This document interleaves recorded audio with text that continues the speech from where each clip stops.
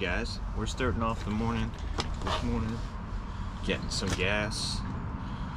We shouldn't have too big of a day on our hands because we're a little slow this season. We had like 5 calls a day, every day, so it's a little taste of summer. But this week we should have like a few calls. I know I have a polarized media install later today. One thing about my pump, I'll start filling up and then it'll shut off because I think something's wrong with the tube that feeds into my tank, so it always takes like forever to fill up. It's already been quite some time, only 6.8 gallons, 6.9.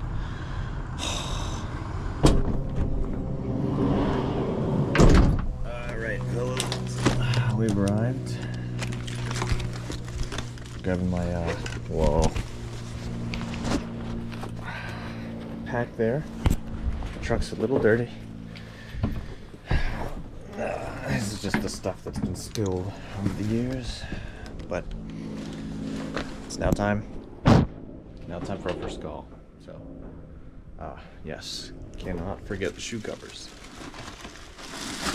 This video is going to be pretty raw, pretty unedited, because with how many hours I'm working, it's pretty hard to edit, hours and hours of footage. So hope you guys enjoy it. But personally, when I watch videos, I like to see the raw, unedited version, especially if it's a field that I'm going into. So if you guys are looking to get an HVAC, you guys are in for a treat, because it's going to be very raw, very unedited. The homeowner says that there is a metallic smell, mainly when they turn on the heat is when they notice it the most. So I'm going to be keeping an eye out for that while I'm up here. Cut the drill in the truck, so we're rolling with the hand cranker. That's what we call it.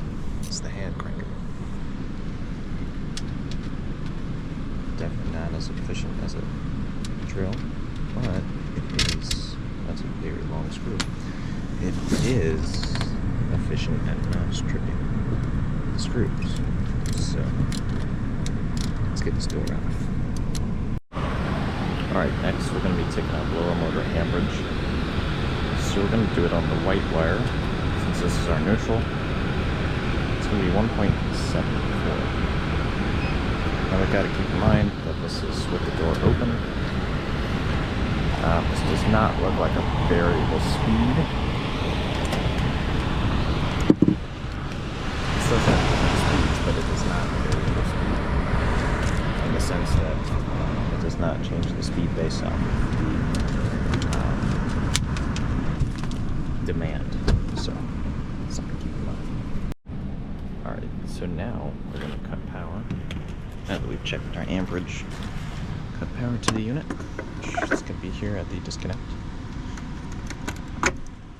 Pull it. Next, what we're going to do is we're going to pop open the door. And in here is the blower compartment, as well as your control compartment. And in this simple heat pump, you have the blower wheel, the coil, you have the heat kit relays, as well as the heat kit assembly in there, a transformer, the control board right there.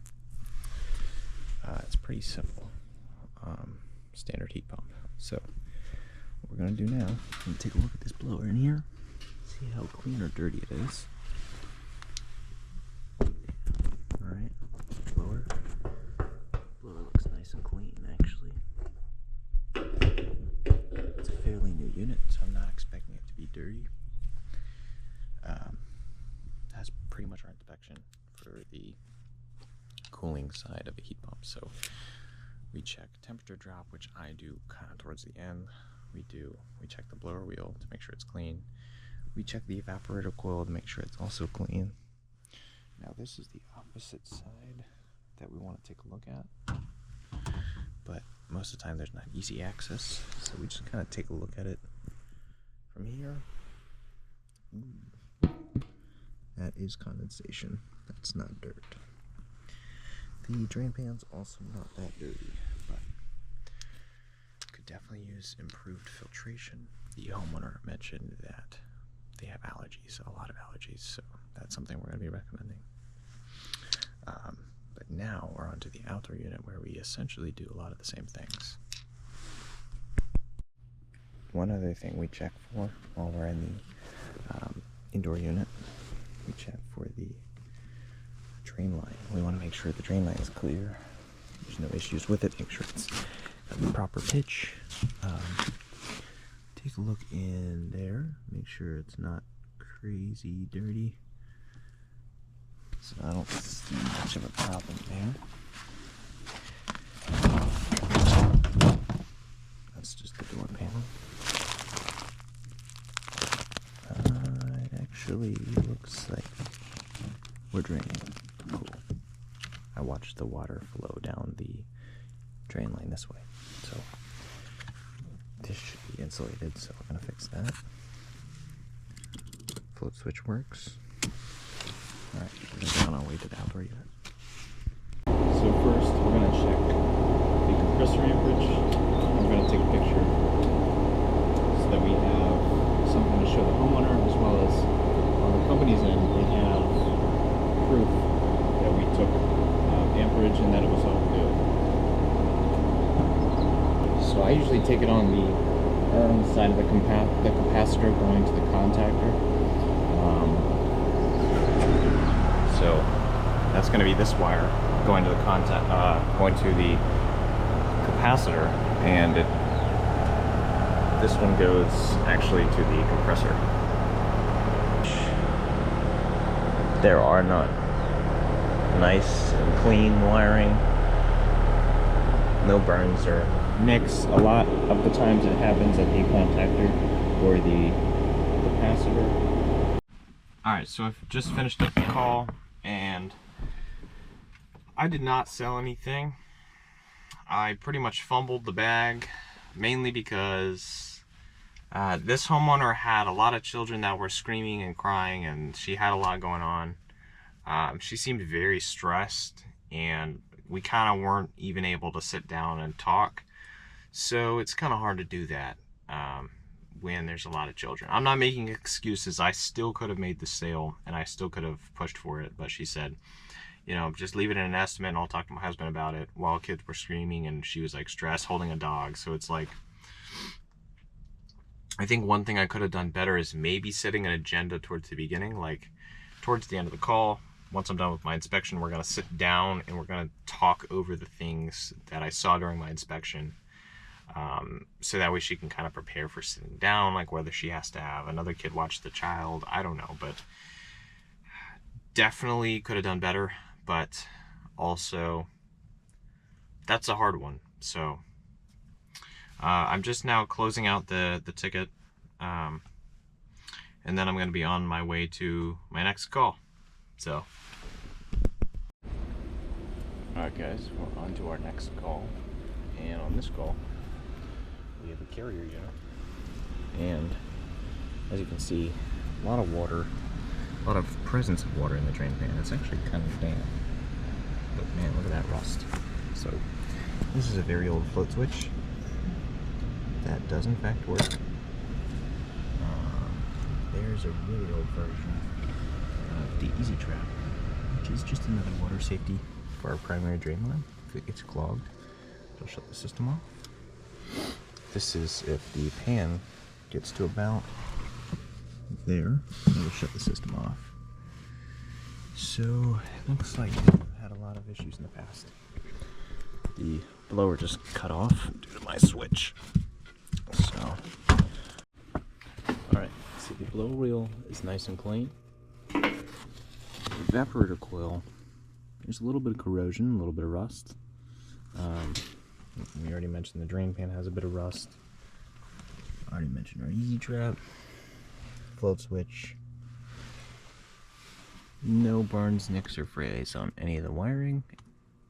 Didn't see any problems with that. Really, the only thing we're looking at up here is the need for water safeties.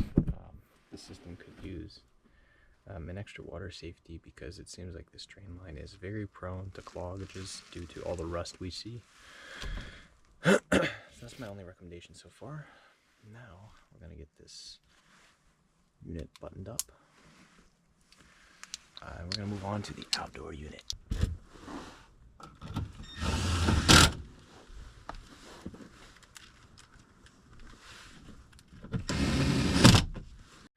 Alright, I started the polarized media install because I forgot to record. But so we are putting this polarized media in place, but the problem we have is, since the airflow is from down to up, when we close the door, this gets kind of sucked upwards, and the dust was collecting on the sides of the walls. Now, in order to keep this polarized media from flying upwards, I'm going to have to put mounting brackets so that I can slide in, and so that it will hold it in place when the air turns on. I'm actually going to be showing you guys how to install a polarized media. So, first things first, this is very simple. It uses 24 volts. It is very easy to do, very easy to install. So here's going to be the first step. You're going to find your 24 volt hot and 24 volt common. So mine's going to be this black wire and this red wire. Now in the package it comes with this white wire, and now you have to be careful because this does have polarity. You have to make sure that the hot and the common are exactly what you think they are. So what we're going to do is we're just going to twist the two hots together.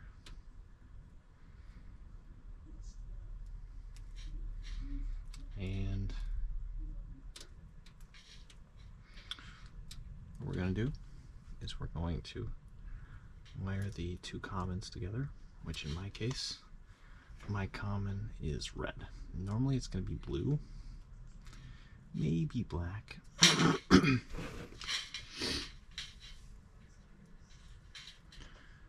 But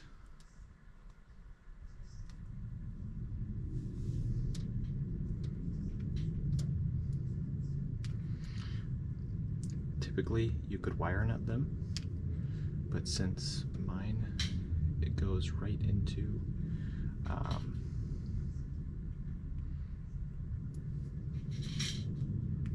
typically you could wire nut them, but since mine go right into the board, it doesn't make sense to wire nut them. So I am just going to wrap them around each other like this, and they're going to go right into the board like this.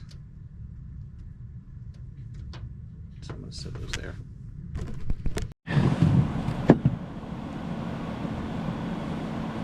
Hi guys. So we're out on our next call. This is an interior unit. When I came up here, I thought I smelled a little bit of gas because just a few days ago I found a pretty large gas leak. When I opened the door of the homeowner's house, I smelled it immediately. So now, whenever I smell gas, I'm like, this could be another gas leak. So this is what we're looking at. We're looking at a carrier unit. We're here for just an inspection. It is currently, let's see, what time is it? It's currently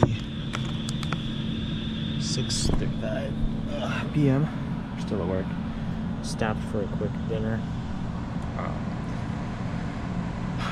We're almost done for the day. Today's total is at 250 today. If I don't sell anything, it's going to stay at 250 for the day. Not bad for the day, right? But for roughly 11 hours, I could do better.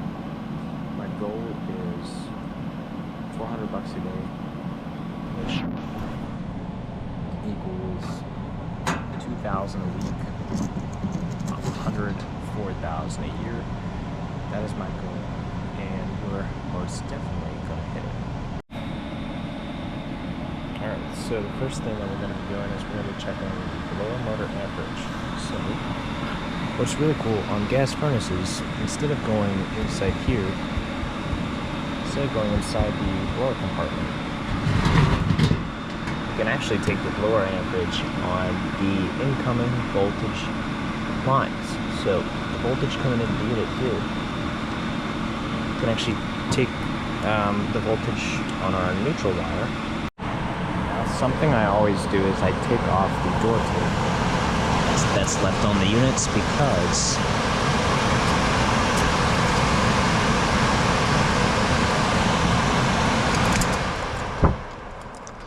I take the door tape that's left on the unit because the door switch is here for a reason. If there were to be a fire and we have door tape on the unit, our company would be held liable for having door tape on the system. Now, this is if it was our company. So that's why I remove door tape. I always end up not filming the interesting calls. For example, last call, I showed up for an inspection, right? This is a landlord-tenant situation, so I'm already having troubles getting in touch with the tenant. In this call, the unit didn't shut on at all at the start of my inspection. So of course we had to do a diagnostic, and I found that the disconnect was in upside down. So I turned that around, and when I turned the disconnect upside down, the right way, basically the right way around, the unit kicked on, the outdoor unit. The indoor unit was running fine when I got there. The outdoor unit wasn't on, so no AC. So when I cut it on, the fan was actually blowing not upwards, but it was blowing downwards. And what actually ended up happening was the polarity on the fan was reversed, so it was making it spin the opposite direction of what it should. It was wired totally wrong, so I spent about 30 minutes trying to wire it properly, and of course I succeeded, luckily. And once I finished that, I continued my diagnostic, only to find that it was a system that was low on refrigerant and was not going to cool anyway. So then I had to call the landlord of the property and basically set a lead for replacement, and that lead is for Monday. So hopefully I sold that lead, because it was a long time, and just a crazy weird experience. Like, I was like, what the heck, how does a fan, but someone had messed with it. Someone had, I don't know, it wasn't a new fan motor, so that wasn't changed. The fan blades looked old, so I'm not sure how long it had been like that. Somebody purposefully turned the disconnect upside down because they're like, oh shoot, I screwed up. So who knows, but thought I should share. Now I'm on a call, a clean and check, just normal clean and check. Hopefully I sell something. It's another landlord tenant, so wish me luck. But yeah, we're almost done with the call, and then I gotta go home. It's only almost 7 o'clock, and I'm an hour away, so